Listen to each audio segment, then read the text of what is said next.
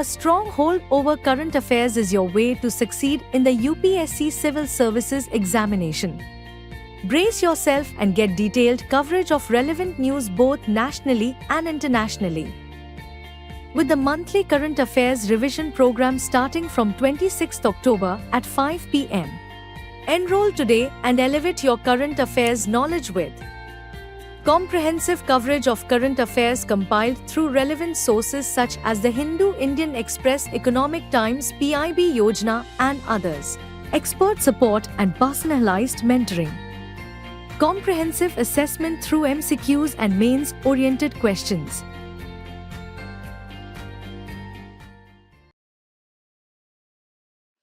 Hello and thank you for tuning into this edition of News Today. Without delay, let's have a look at the headlines first. Russia fired its new intermediate-range ballistic missile Oreshnik at Dnipro, Ukraine. Central government notifies telecommunications, telecom cybersecurity rules 2024. Indian gig firms have potential to become big international business, says Finance Minister. Indian MSMEs create about 10 crore jobs in last 15 months, says Udyam Portal. World Bank releases Jobs at Your Doorstep report.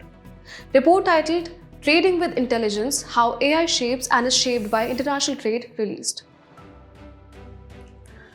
In our first news, let's begin with a significant development in the ongoing conflict between Russia and Ukraine. Russia has launched its new intermediate-range ballistic missile known as Oreshnik, targeting the city of Dnipro in Ukraine. This hypersonic missile draws its design from a Russian Intercontinental Ballistic Missile or ICBM, marking a formidable addition to Russia's missile capabilities. Now, what makes this missile noteworthy is that it's classified as a hypersonic missile, meaning it can travel at speeds of at least Mach 5, that is the 5 times the speed of sound.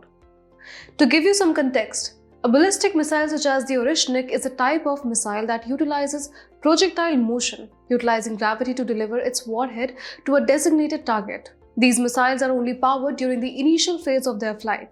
After the launch, they follow a free-falling trajectory guided by the laws of physics. This is in contrast to cruise missiles, which remain powered throughout their journey, flying at low altitudes within the atmosphere for precise guided targeting. Another key difference is in their payload. Ballistic missiles can carry either nuclear or conventional warheads. Now, focusing on India's ballistic missile capabilities, the country has developed a robust arsenal under the Integrated Guided Missile Development Program. This program has led to the creation of ballistic missiles like Prithvi and Agni, each serving as a cornerstone of India's missile defense. Additionally, India boasts sea-based ballistic missiles such as the Dhanush, the K-15 Sagarika, and the under-development K-4. India's defense also includes a ballistic missile defense system with components like the Prithvi Air Defense Missile and the Advanced Air Defense Missile and Long-Range Interceptor Missile systems, all aimed at intercepting incoming threats. To curb the spread of such potent weaponry, there are international frameworks in place. The Missile Technology Control Regime was formed back in 1987. It is an informal political agreement among states to limit the proliferation of missiles and related technology. Additionally, the Hague Code of Conduct Against Ballistic Missile Proliferation was adopted in 2002.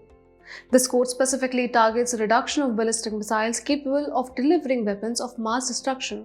These treaties and regulatory frameworks emphasize the global concern over missile proliferation, a concern that has only intensified with advancements like the recent deployment of the Oreshnik missile. In a significant move to strengthen the nation's telecom cybersecurity, the central government has notified the Telecommunications Telecom Cybersecurity Rules 2024. These rules come under the newly established Telecommunications Act 2023, superseding the previous 2017 rules on tampering with mobile devices identification numbers. Let's take a closer look at the key provisions of these new rules. First, the rules set out clear definitions for terms such as telecom cybersecurity, telecommunication entity, and security incident. Moving on to data collection and sharing. The government or any designated agency can request traffic data or any other data from telecom entities. Additionally, this data can be shared with law enforcement agencies and other telecom entities as needed. The government can also instruct telecom entities to establish necessary infrastructure for the collection and provision of such data from designated points, allowing for seamless processing and storage. Now, let's discuss the obligations under the new rules.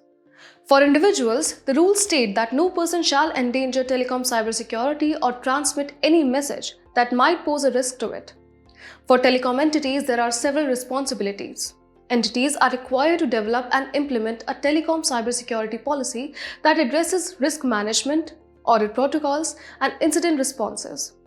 Each telecom entity must establish security operations centers to monitor and respond to cyber incidents and intrusions. Additionally, entities are mandated to appoint a Chief Telecommunications Security Officer, whose details must be registered with the central government. In terms of reporting security incidents, entities are required to notify the government within 6 hours of becoming aware of any security incident. Within 24 hours, they must also provide comprehensive details, including the number of users affected, the duration and geographical impact of the incident, and remedial actions taken. Lastly, here's a quick look at some key terms defined under the new rules.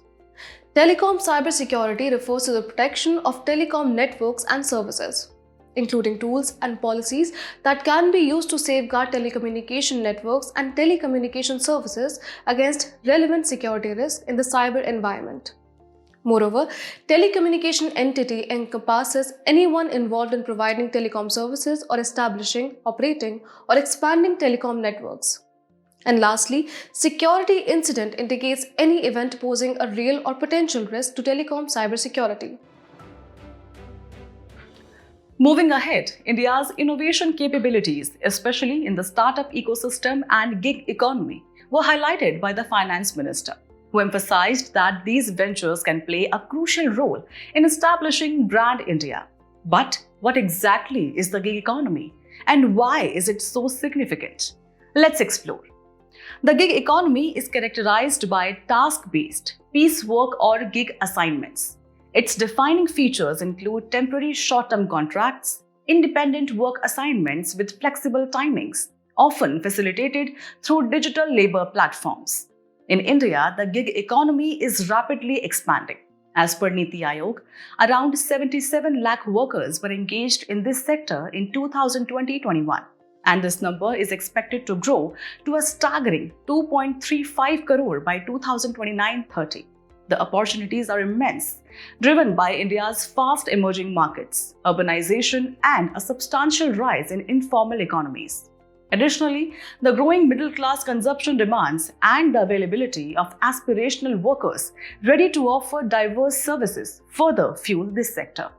There is also significant potential for growth and diversification, particularly in delivery services and e-commerce. However, the gig economy faces several challenges. These include the lack of social security, employment uncertainty, and exploitation. Workers in this sector often lack legal status, and there are overlaps in the definitions of gig and platform workers, creating implementation challenges. To address these issues, several steps can be taken. Employer and business membership organizations or EBMOs can play a vital role by facilitating social dialogue and shaping policies for sustainable growth and worker protection, as suggested by the ILO. Niti Aayog has also recommended a Platform India initiative modeled on Startup India to accelerate platformization by providing funding and support. Furthermore, extending social security to gig and platform workers, including provisions for paid sick leave and insurance, is essential.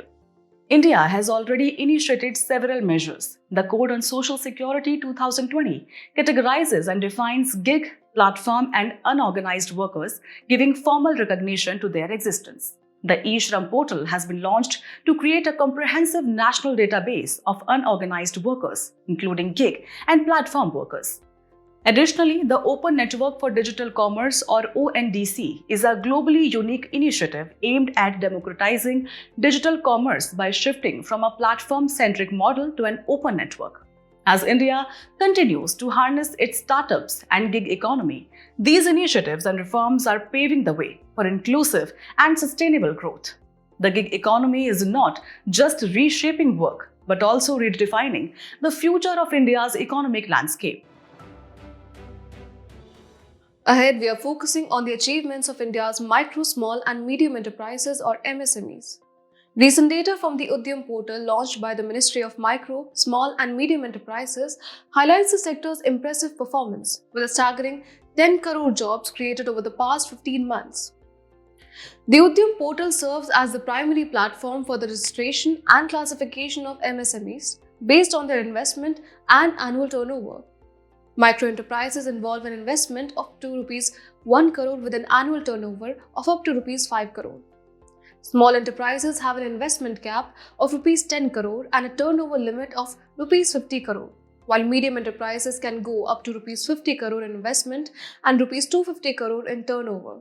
Now shifting to the status of MSMEs, the sector has seen remarkable growth. The number of registered MSMEs jumped from 2.33 crore in August 2023 to an astonishing 5.49 crore. This rise has significantly impacted the employment landscape, with jobs increasing from 13.15 crore to 23.14 crore. What's even more noteworthy is that 5.23 crore of these jobs are held by women, a significant stride towards greater gender inclusion in India's workforce. The importance of MSMEs to India's economy cannot be overstated. They contribute around 30% to the country's GDP and make up nearly 46% of India's total exports. Beyond these figures, MSMEs are crucial for regional development as it decentralizes economic activity, promoting balanced growth in rural and semi-urban areas. They also help diversify the economy, reducing reliance on a single industry by operating across various sectors, and play a supportive role to large-scale industries by offering specialized products and services. To further boost the sector, the government has introduced several initiatives. MSMEs can now access collateral-free loans up to Rs 5 crore under the Credit Guarantee Scheme, which offers 85% guarantee coverage. A composite formula of classification for manufacturing and services has also been implemented. It does away with the difference between manufacturing and service sector, and a new criterion of turnover is added. In addition, the public procurement policy mandates that central ministries source at least 25% of their annual needs from micro and small enterprises. Another key initiative, the PM Vishwakarma scheme, is designed to support traditional artisans and craftspeople, integrating them into domestic and global value chains. However, despite these efforts, the MSME sector still faces a range of challenges.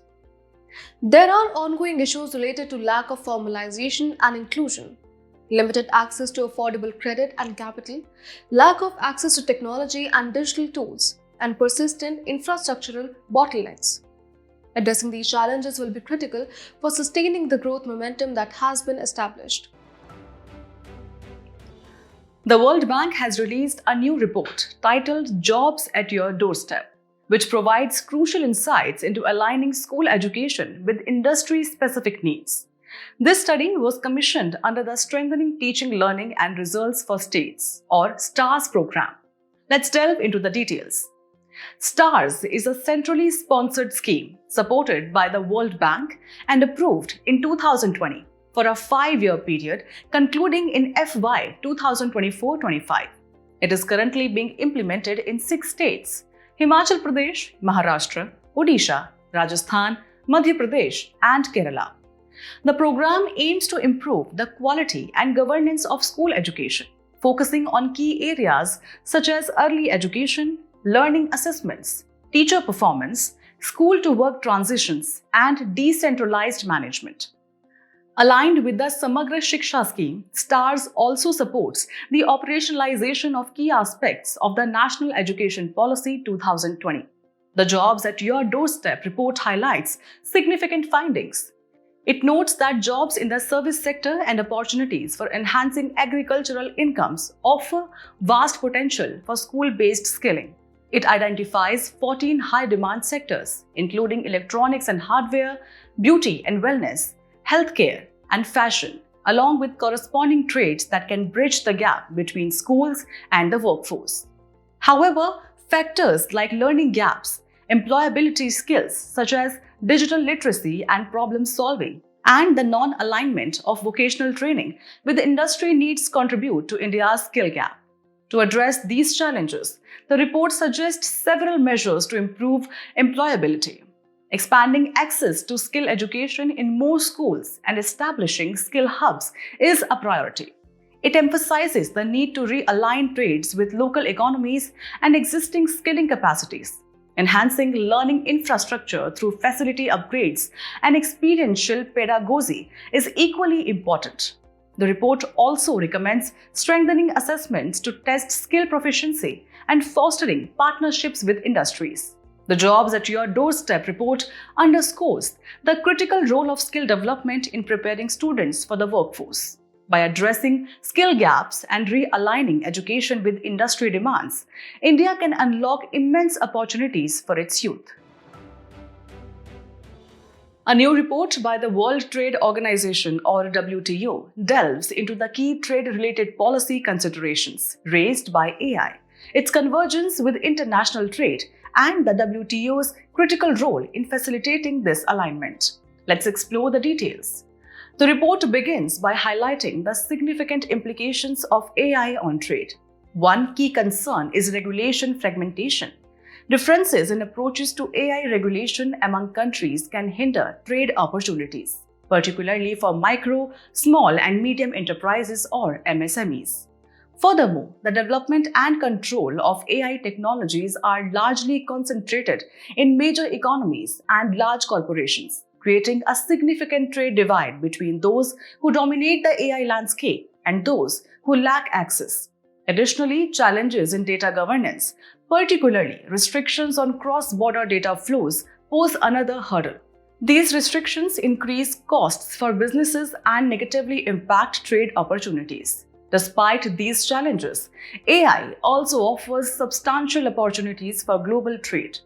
For instance, AI can significantly reduce trade costs by automating and streamlining critical processes such as customs clearance, border controls, and risk prediction.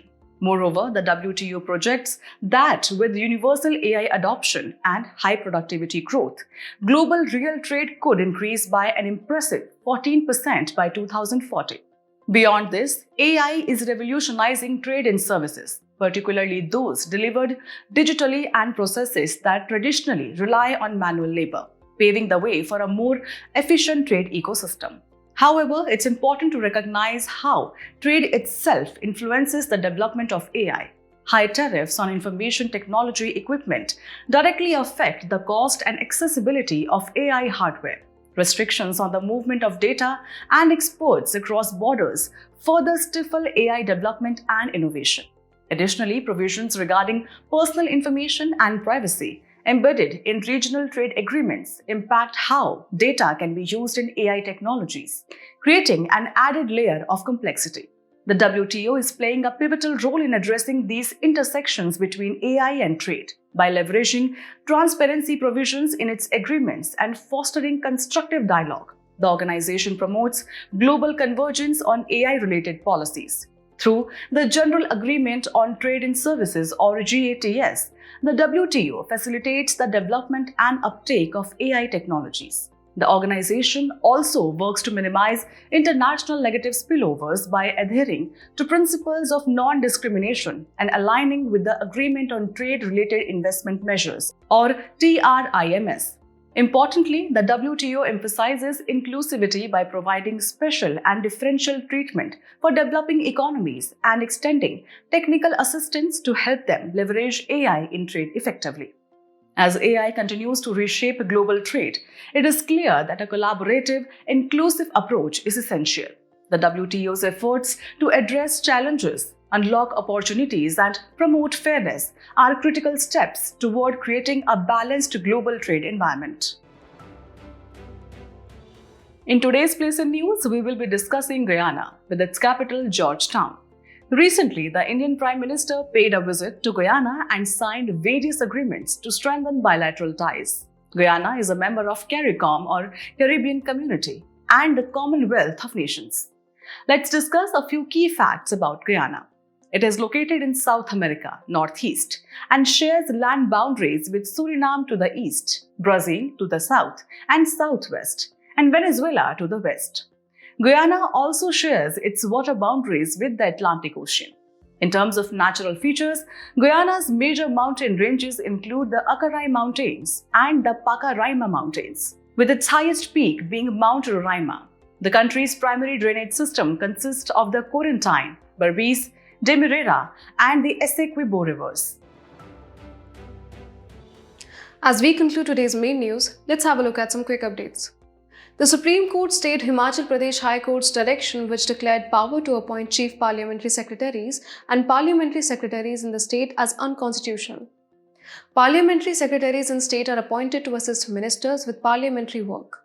Recently, the 4th edition of Sea Vigil 24, a major pan-India coastal defence exercise, was concluded. Conducted by the Indian Navy, its objective includes maritime security, air defence, naval cooperation and community engagement. A Niti Aayog research report suggests that India must include coking coal in the list of critical minerals for enhancing competitiveness of India's steel sector. While India is a net steel exporter, it is also the second largest importer of metallurgical coal in the world. The Karnataka king cobra, locally known as Kalinga Sarpa, will officially be named as Ophiofagus kalinga. King cobra's natural habitat is thick forest and plains of India, China and Southeast Asia. Also, it is the longest venomous snake, reaching up to 18 feet. India's first modern self-sufficient Gaushala with a state-of-the-art compressed biogas plant launched in Gwalior, Madhya Pradesh. Here, biogas will be prepared from cattle dung and garbage. Compressed biogas is derived from organic waste materials through anaerobic decomposition. Government of Odisha and ICRI-SAT launched a compendium of regenerative agriculture for scaling regenerative agriculture practices.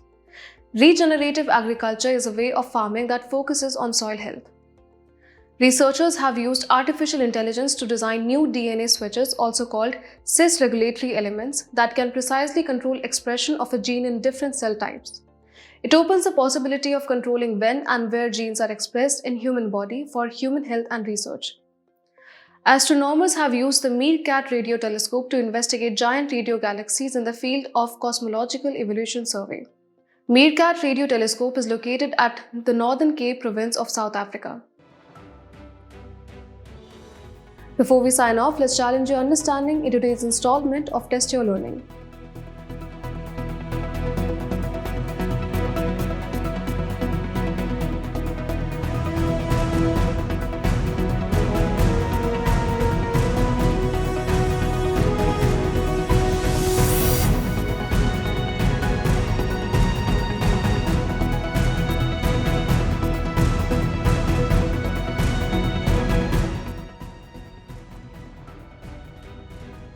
Thank you for joining us. We hope you found this episode of News Today engaging.